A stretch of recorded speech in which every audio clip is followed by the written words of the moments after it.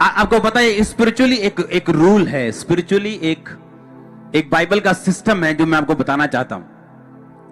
मान लो अगर एक व्यक्ति जिसने सेवा शुरू की है, अगर वो परमेश्वर से ये कहे कि नहीं मुझे लंगड़े चलाने का वरदान चाहिए तो ही मैं घर से निकलूंगा सेवा करने के लिए, ओके समझ गए कि मुझे नहीं है सिर दर्द वाली अभी गवाहियां चाहिए, मुझे लंगड़े चलाने की सामर्थ चाहिए तो मैं तेरा काम करूंगा।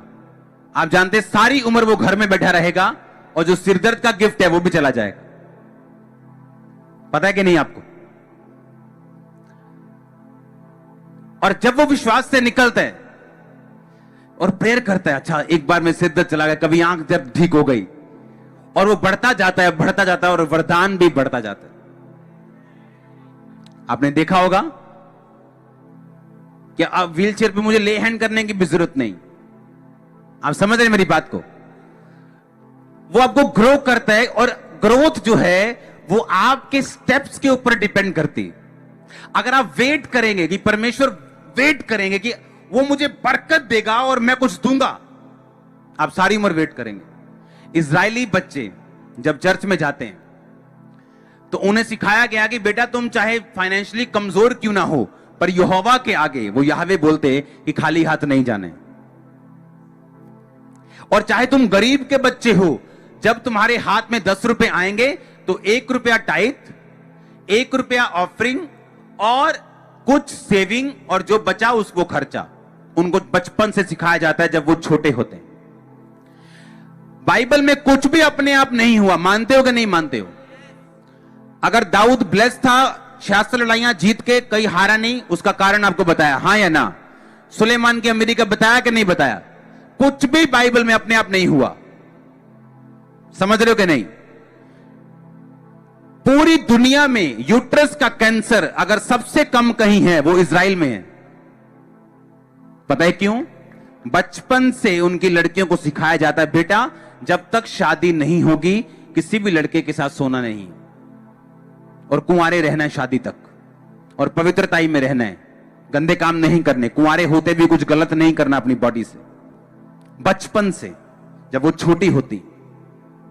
और अभी स्टडी करके देख लो, पूरी दुनिया में यूट्रस का सबसे कम कैंसर इजराइल में है। आपको इत्तेफाक लगता है? आपको ये इत्तेफाक लगता है? नो, कुछ भी इत्तेफाक नहीं। पूरी दुनिया में अमेरिका का मीडिया जो बिलियंस डॉलर्स इंडस्ट्री है, 90% यहूदियों का है, क्रिश्चियंस का है, इजरायलियों का है। पता है क्यों? सुनो मेरी बात, इसलिए नहीं कि वो बहुत अमीर थे, बाप दादे परदादे अमीर हैं, इसलिए नहीं है। नो नो नो, इत्तेफाक नहीं है ये। बचपन से देने की आदत है। अगर गरीब है ना, कम है, तो भी खुदा के घर में देने की आदत है, टाइथ निकालने की आदत है।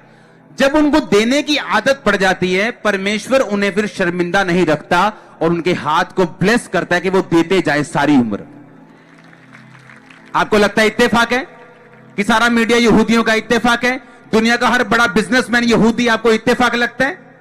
अरे कुछ भी इत्तेफाक नहीं है, कुछ भी इत्तेफाक नहीं।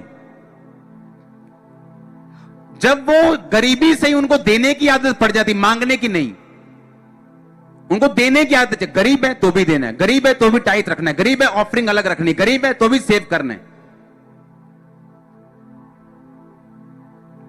और होता क्या, जब वो बड़े होते हैं लड़के, उनको देने की इतनी आदत होती है कि उनको पता होता है कि मैंने कामयाब होना ही होना है, क्योंकि मैं टाइट दे रहा हूं, मैं ऑफरिंग दे रहा हूं, मैं गिविंग कर रहा हूं, मुझे देने की आदत है, और परमेश्वर ने देने वाला ही बनाता है। आज दुनिया की सबसे बड़ी चैरिटी देख लो, यहूदी लोग होंगे। अब मेरी बात समझ रहे कि नहीं? कुछ भी इत्तेफाक नहीं है।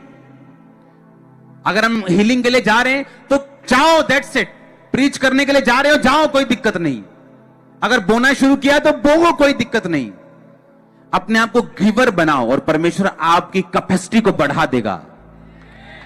वो आपकी कैपेसिटी को बढ़ा देगा। वो आपके आमीन ऊंचा चाहिए चर्च। आप मेरी बात को समझ रहे कि नहीं? अगर मैं इंतजार करूंगा कि मेरे पास कुछ आए तो मैं बोऊं, तो मैं कभी भी ब्लेस नहीं हो सकता।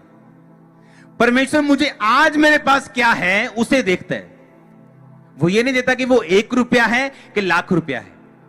वो ये देखता है कि मैं किस में से दे रहा हूं।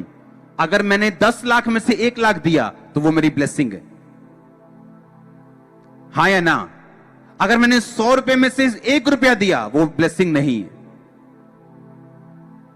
वो हार्ट देखते हैं। और जब हम अपने हाथ को बढ़ाते हैं गिविंग के लिए, प्रीचिंग करने के लिए मुंह को खोलते हैं, हम जाने के लिए अपने पांव को खोलते हैं, हम जाते हैं, परमेश्वर हमारे स्टेप्स के ऊपर ब्लेस करता है हमें। परमेश्वर ने कहा ओके, चेलों को बुलाया, अच्छा जब तुम जाओगे रास्ते के लिए 2 जोड़ी कपड़े ना लेना, ओके?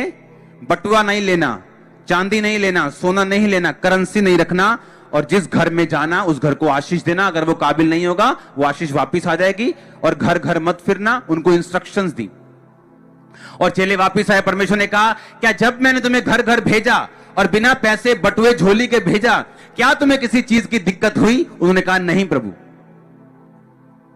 मतलब क्या? अगर वो ये इंतजार करते रहते कि कब सोना आए, कब चांदी आए और करेंसी आए और हम जा सके सुसमाचार के लिए, परमेश्वर ने कहा ऐसे तुम बैठे रहोगे कि बरकत आए तो मैं बोऊं, प्रभु रास्ते खोले तो मैं सीड बोऊं। परमेश्वर ने कहा बस शुरू कर दो, मैं तुम्हारे साथ हूंगा, तुम्हें किसी चीज की दिक्कत नहीं होगी, तुम्हें किसी चीज की दिक्कत नहीं होगी। हमारे स्टेप्स बहुत जरूरी हैं परमेश्वर की तरफ।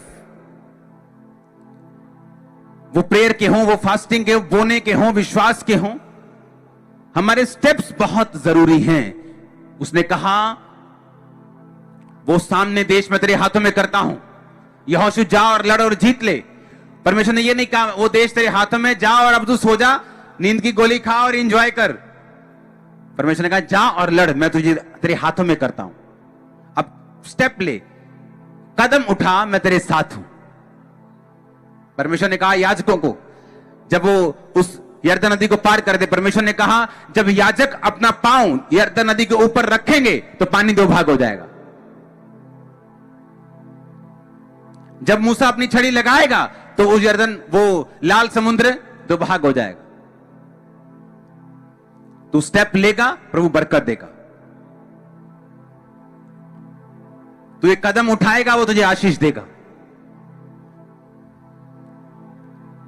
मैं 20% बोता था शुरू से। 3500 मुझे मिलता था पॉकेट मनी और 700 750 में बोता था। और तब से मुझे बोने की वो आदत पड़ी कि आज मैं आपके सामने हूं, वो आदत छूटी नहीं। और मुझे मालूम है हेवन ओपन होता है, चाहे वो अमाउंट कुछ भी हो, लेकिन अगर वो मेरे दिल से है, अगर मेरे हिसाब से, मेरी हैसियत के हिसाब से अगर वो अच्छी है, तो मुझे मालूम है हेवन ओपन होता है मेरे लिए और आप लोगों के लिए। हालेलुया। उसमें की गई मेहनत कभी व्यर्थ नहीं जाती। और हमें विश्वास से दिखाना है कि हम उसके वर्ड पे फेथ करते हैं। हमें इंतजार नहीं करना, हमें कदम उठाने हैं, परमेश्वर हमारे साथ होगा। वो हेवंस ओपन करेगा, वो लोगों को कमांड करेगा, हेल्पर्स को कमांड करेगा। सुनो मेरी बात, मैंने कहा वो हेवन ओपन कर देगा आप लोगों के लिए। वो हेवन को कमांड करेगा कि आपकी जरूरतें पूरी होनी चाहिए। मैं यीशु मसीह के नाम में देख रहा हूं आपकी जरूरतों को पूरा होते हुए हेवनली भंडारों से आमीन हो। तो यह आशीष आपकी है। हालेलुया।